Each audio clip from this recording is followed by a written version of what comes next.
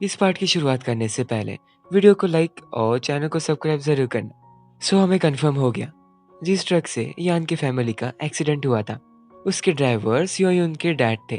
और मुझे कहीं ना कहीं लग रहा वो चोर आपको पता होगा, जो पेंडन लेने आया था, उसने रेंटल कार सियोयुन के डैड के ट्रांसपोर्ट कंपनी से ही ली थी।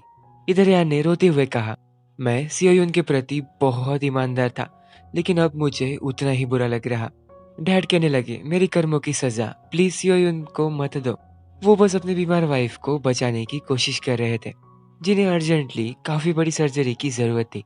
असल में डैड की कंपनी ने इनसे बस इतना कहा कि उन्हें ट्रक का एक्सीडेंट करना होगा, जिससे इंश्योरेंस क्लेम होकर कंपनी को बहुत सारे पैसे मिलेंगे।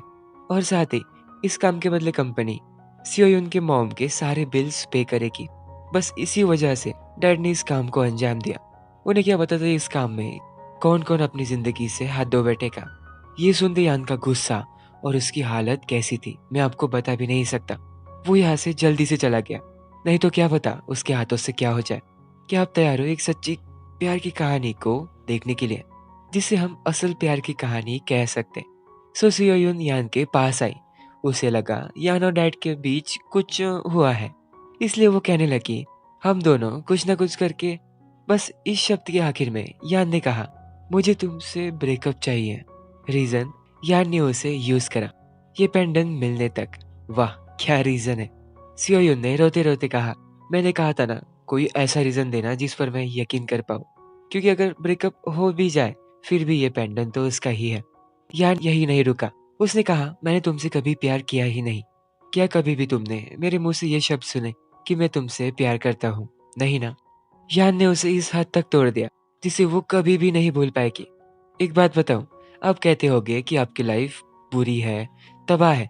उससे पहले इसकी लाइफ देखो। माँ पापा चले गए, उसकी प्यारी बहन भी चली गई, और जिससे उसने बहुत प्यार किया, उसके डैड के हाथों से उसकी मॉम डैड की मौत हो गई। क्या लगता है यान ने उससे प्यार किया होगा? छोड़ो, बस ये देखो कैसे सबसे ताकतवर लड़का आज रो रहा।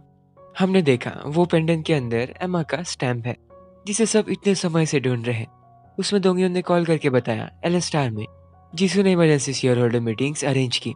क्यों पता नहीं। यान ने उसे पहले जल्दी से मिंजेई को सीओयन के पास भेजने के लिए कहा। इधर जीसू जबरदस्ती सारे शेयर होल्डर्स को उसके साइड करने की कोशिश कर रहा। लेकिन यहाँ एंट्री हुई यान की।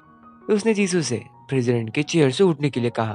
और आपको तो पता ही है जीसू की बात, जिसका कोई जवाब ही नहीं। उसने कहा ये चेयर ओनर को बिलोंग करती, ब्ला ब्ला ब्ला। फिर यान ने निकाला अपना शस्त्र, जिससे सारे लोग हैरान हो गए। वो चीज है एमा का स्टैम्प। चलो बताओ अब असली ओनर कौन है? जीसू ने पेंडेंट को उठाकर दूर फेंका, क्योंकि ये यूजलेस हो चुका। उसने एक डॉक्यूमेंट दिखाया जिसमें साफ तौर से कंफर्म हो गया था कि एमा की डेथ 17 साल पहले हो चुकी, जिससे उनके 40% शेयर्स अब ट्रांसफर नहीं हो सकते। इधर आपको पता है ग्रीन हाउस में पेड़ मर क्यों रहे? ये सब आंटी कर रही थी जानबूझकर। ये सुनते ग्रैंडपा बस उन पे हाथ ही उठाने वाले थे। इस झगड़े में हमें बहुत सारी बातें पता चली।